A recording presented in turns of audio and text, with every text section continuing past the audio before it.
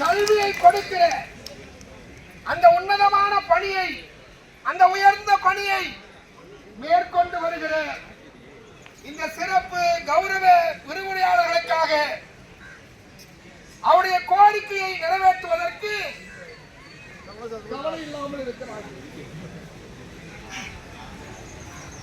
இன்றைக்கு உயர் நீதிமன்றம் இருக்கிறது, உச்ச நீதிமன்றம் இருக்கிறது. அந்த உயர் நீதிமன்றத்திலே, உச்ச நீதிமன்றத்திலே வழக்கறிஞர் படிப்பு படித்த ஒருவர் தகுதி பெற்றவராக இருந்தால் வழக்கறிஞர் தொழில் வழியாகவோ அல்லது சிறப்பு தேர்வு மூலமாகவோ ஒரு நீதிபதியாக வரலாம். இது அந்த துறையின் கோட்பாடு, அடிப்படை கோட்பாடு, தகுதி. ஆனால் மெத்த படித்திருக்கிற MA, MPhil, PhD பல தேர்வுகளை எழுதி தேர்ச்சி பெற்ற பிறகும், கிளட்டு நட்டு என்று சொல்லி பல தேர்ச்சி பெற்ற பிறகும் உங்களுக்கு அவளுக்கு வேலை கொடுக்க துப்பில்லை, திராணி இல்லை, தெம்பில்லை, அதற்கான எந்த திட்டமும் இல்லை. எந்த திட்டமும் இல்லாத நீங்கள் இவர்களை 25,000 ரூபாய் சம்பளத்திற்கு அதே பணியை செய்வதற்கு அழைத்தீர்கள். ஒரு கொத்தனார் சித்தால் வேலை செய்யறவங்களுக்கு 1200 ரூபாய் சம்பளம். நேற்று ஒருத்தர் சந்திச்ச காம்பவுண்ட் போடுறேன் அப்படின்னாரு. எவ்வளவுப்பா சம்பளம்? 1200 ரூபாய் கிடைக்கும், 1300 ரூபாய் கிடைக்கும்.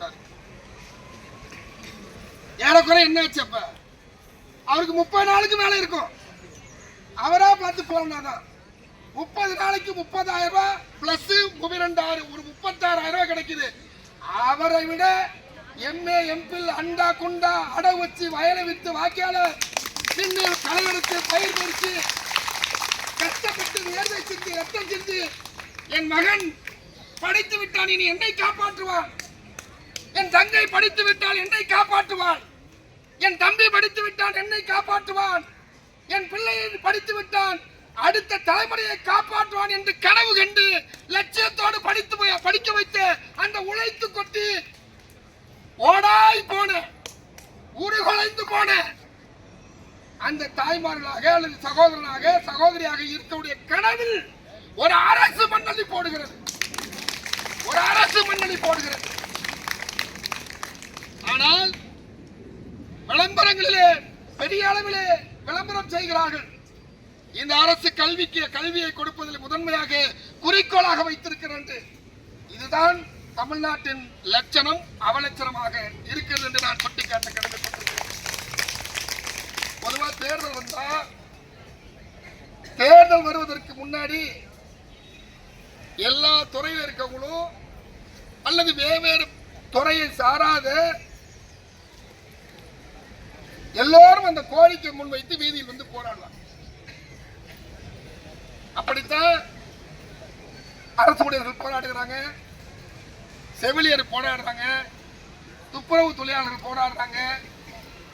ஏன்னா இந்த கடைசி நேரத்தில் ஒரு கையெழுத்து போட்டு போயிடுவாங்க. வர ஆட்சி தானே பார்ப்போம், நாம வந்தா அதை இப்படி சமாளிச்சுக்கலாம், நாம வர முடியலையா அவன் எப்படியா மாட்டிட்டு தொங்குட்டு ஒரு கையெழுத்தை போட்டு போடுறது வழக்கம். அதை கூட செய்யறதுக்கு உங்களுக்கு முடியாது என்று சொன்னால் இவர்களை என்ன பார்வையில் நீங்கள் பார்க்கிறீர்கள் என்று வேதனையாக இருக்கிறது. ஒரே வேலை ஆனா இருவேறு சம்பளம், ஒரே படிப்பு படித்திருக்கிறார்கள், ஒரே அனுபவம் இருக்கிறது.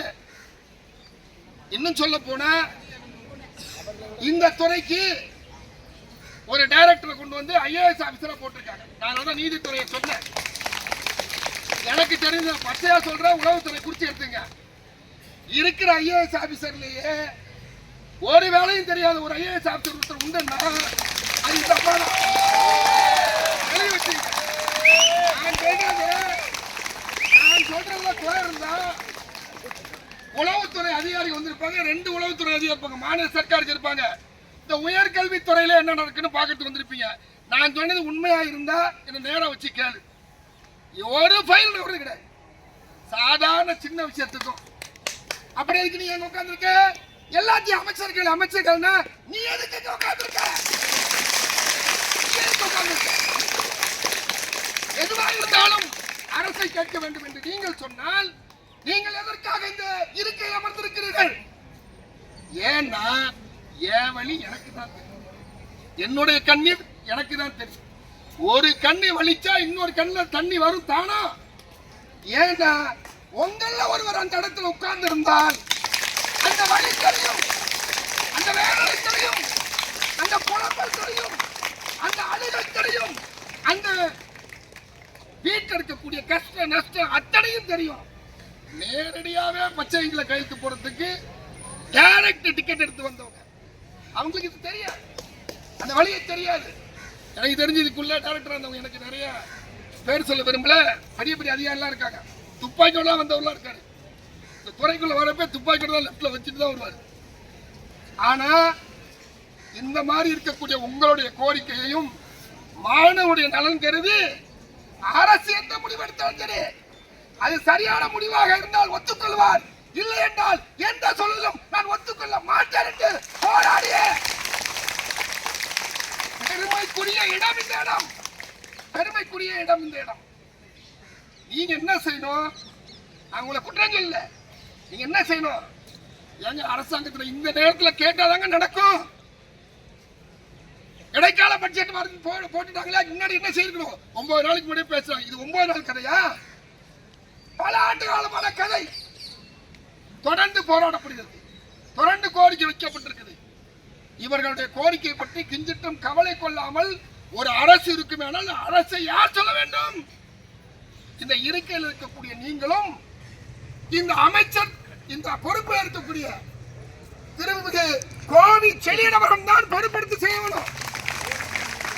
இருக்கக்கூடிய அந்தந்த அமைச்சர்கள் அந்தந்த துறை சிக்கல் குறித்து உடனடியாக முதலுடைய கவனத்திற்கு கொண்டு சென்று அதை தீர்க்கிற வல்லமை பெற்றிருக்கிற போது, பக்கம் இருக்கிற போது, துணிவு இருக்கிற போது, அதற்காக பரிந்துரை செய்கிற ஆற்றல் இருக்கிற போது இந்த துறை அமைச்சருக்கு அந்த ஆற்றல் இல்லையா என்ற கேள்விக்கு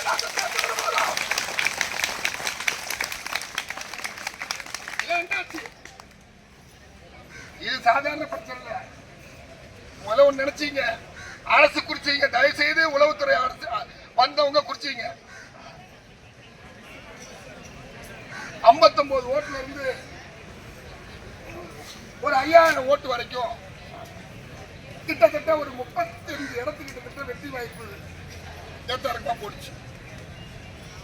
59 வாக்குகளை இழந்தவன் தோத்தான், 59 வாக்குகளை கூடுதலா பெற்றவன் சட்டமன்றத்துக்கு போனான். இது மாதிரி மொத்தம் 35 பேரு. இந்த இடைவெளி எவ்வளவு தெரியுங்களா? மொத்தம் 3 விழுக்காடு. இந்த 3 விழுக்காட்டுல ஆட்சியவே கடந்த ஆட்சி ஆண்ட எடப்பாடி அவர்கள் இழந்தார்கள். இதோ கற்பிக்கிற இவர்கள் சாதாரண கல்வி இல்ல, உயர்கல்வி. உயர்கல்வினா எப்படின்னா இதுக்கு அதுக்கு என்ன வித்தியாசம் சொல்லுவேன். அவங்களை குறைச்சு மதிப்பிருக்கிறாரு. இந்த 5ஆம் கிளாஸ் வரைக்கும் இருக்கிற ஒரு டீச்சர் பார்த்தீங்கன்னா அந்த பிள்ளை மாதிரியே நடந்துக்குவாங்க. அது உளவியெல்லாம் வந்துடும். இந்த 5ஆம் வகுப்புல இருந்து 8ஆம் வகுப்பு இருக்கிற வாத்தியாருக்கு ஒரு மாதிரி இருப்பாங்க. இந்த 8ஆம் வகுப்புல இருந்து 10ஆம் வகுப்பு வரைக்கும் வாத்தியார் இருப்பாங்க, அவங்க ஒரு மாதிரி இருப்பாங்க. 10ல இருந்து 12 இருக்கவங்க இவங்களுக்கு அவங்க வித்தியாசம் இருக்கும். இவங்க எல்லாரும் விட கல்லூரியில பாடம் எடுக்கிறவங்க மொத்தமா தலைகீழ் மாற்றமா வித்தியாசம் இருப்பாங்க.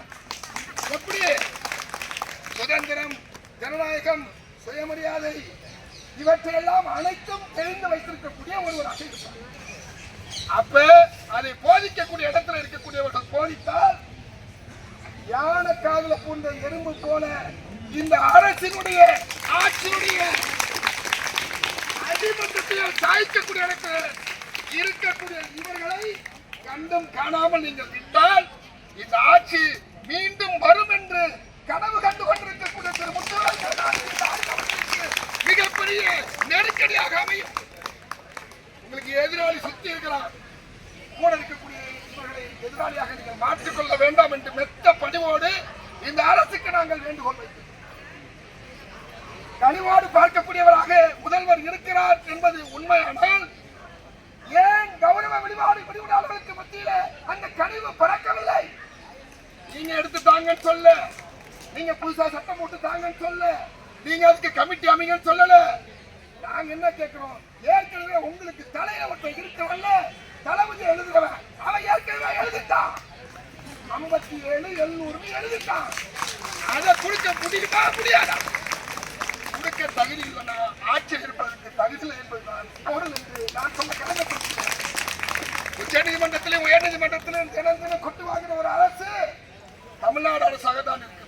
எனவே இந்த விஷயத்திலும் இந்த தோழர்களையும் வெறும் இவங்க வேலை செய்யறவங்க மட்டும் இல்ல, இவங்களை சார்ந்த அப்பா அம்மா அண்ணன் தம்பி அக்கா தங்கச்சி நேரத்துல பாடம் படிக்கக்கூடிய பிள்ளைகள் என்று ஒரு பெரும் சமுதாயத்தை உள்ளடக்கிய சமூகம். இவர்களை பகைத்துக் கொள்வது என்பது அரசுக்கு நிம்மதியாக இருக்க முடியாது. நல்ல இடத்திற்கு மீண்டும் நல்லாட்சியை தொடர முடியாத ஒரு நிலைக்கு தள்ளப்படுவீர்கள் என்பது மெத்தப்படுவது விடுதலை தமிழ் புலிகள் கட்சி குழந்தையர் சார்பிலே இந்த ஆர்ப்பாட்டத்தின் வாயிலாக நான் பதிவு செய்ய கடமைப்பட்டிருக்கிறேன். ரொம்ப வேதனையா இருக்கு. நான் சில செய்திதான் சொல்ல முடியாது நினைக்கிறேன். உண்மையை சொன்ன நான் கேட்கிறேன், உயர்கல்வித்துறை அமைச்சர் அவர்களே, உங்களை பார்த்து நான் கேட்கிறேன். இப்ப சமீபமா நீங்க இந்த கெஸ்ட் லெக்சர் போட்டீங்க, காட்டி காசு வாங்க போட்டீங்களா? சொல்லுங்க, உண்மையை சொல்லுங்க. 2 லட்சம் ரூபாங்க. முன்னாடியே போன் வரும், நீங்க பட்டியலில் இருக்கீங்க, உங்களை போட சொல்லி அமைச்சர் சொல்லிட்டாரு, ரெடியா இருக்கு. உங்களுக்கு பக்கத்துல இன்னொருத்தர் இருக்காரு, 2 ரூபா கொடுத்தீங்கன்னா உங்களுக்கு சேர்த்து விட்டுறாங்க. ஆனா பாவிகளா, 2 லட்சம் ரூபாய் சம்பளம் வாங்க, 2 லட்சம் ரூபாய் வாங்கினா ஏற்கனவே வாழ முடியாம வயிறு சுருங்கி வயிற்றறிச்சலோட பொழைப்பு நடத்த முடியாம, இந்த படிச்ச படிப்புக்காக மூட்டத்துக்கு கூட போக முடியாம, டேபிள் துடைக்க கூட போக முடியாம, ஆடு மாடு மேய்க்க கூட போக முடியாம, கொத்தால் சித்தனாரு கூட வேலைக்கு போக முடியாம, படிச்சுட்டோம் அடிப்படையில எப்படியாவது இந்த அரசு வேலை கொடுக்க நம்பி இருந்து அந்த வேலையும் கிடைக்கல. படிச்ச பிறகு இதோ நீங்கள் கொடுக்கிற இந்த கௌரவ விரிவாளர் யாருக்காவது போய் 25 ரூபாய் சம்பளம் கொடுக்கணும் வந்து நின்னா, எங்களுக்கு யாரு கொடுக்கணுமோ அதை கொடுக்கணும் முடிவெடுத்த பிறகு அதை மறுத்தால் மிகப்பெரிய அநீதி. ஒரு கண்ணகிக்கு பாண்டியன் பதில் சொல்ல முடியாமல் நெஞ்சடைச்சி சென்றார். இதோ இங்க பல கண்ணகிகளது வரலாறுகளை சொல்லுகிற வரலாற்று பேராசிரியர்களும் தமிழ் பேராசிரியர்களும் இங்க இருக்கக்கூடிய சமூக அறிவியலை போதிக்கிற கல்வி ஞானத்தை சொல்லித் தருகிற இவர்கள் கேட்கிற கேள்விக்கு பதில் சொல்லுங்கள் என்று சொல்லி, உங்கள் பதில் நியாயமான பதிலாக கூடிய விரைவில் அமைய வேண்டும் என்று நாங்கள் விரும்புகிறோம். 20ஆம் தேதி வரைக்கும் சட்டமன்றம் நடக்குது. 20ஆம் தேதிக்குள்ள நீங்க 110 விதியின் கீழே உரிய தீர்வை அறிவிப்பீர்கள் என்று நாங்கள் நம்புகிறோம். உங்களுக்கு நீங்க எதிரி கிடையாது. எங்களுக்கு அது தேவையில்ல. அது உங்க சங்காத்தியம். எங்களுக்கு எங்க பிரச்சனை தீரணும். அப்படி தீர்க்கக்கூடிய அரசு எங்கள் அரசாங்கம் நீடிக்க வேண்டும் என்று என்றால் இந்த கோரிக்கை உடனடியாக அரசு நிறைவேற்றி தர வேண்டும் என்று தமிழ்நாட்டு முதலமைச்சரை நாங்கள் முன்வைத்து இந்த கோரிக்கை முன்வைத்து உங்கள் போராட்டம் வெல்லட்டும். உங்கள் போராட்டம் வெல்லும். போராடாத இனம் பார்க்கும் ஓடாத மான் ஓடவே ஓடாத. அவ்வளவுதான். நீங்க ஓட தொடங்கிட்டீங்க, போராட தொடங்கி. போராடுறவங்க மட்டும்தான் ஜெயிப்பாங்க. சயின்ஸ்ல பார்த்துருக்கீங்க. கலைதான் முன்னாடி வேகமா வரும். அதை தாண்டி பயிர் வரணும்னா அது போராடணும். நீங்க போராட ஆரம்பிச்சிருக்கீங்க, வெற்றி உமக்கு. போராடியவர்கள் வெற்றி பெற்றார்கள். உங்களுக்கு வெற்றி கிடைக்கும். நன்றி. தெல்ல தெளிவாக பேசிய அவருக்கு நம்ம எழுந்திருந்த கரையோசோட நம்ம கை தட்டலாம். என்ன கரையோசம் பண்ணுங்க, அருமையா பேசுங்க.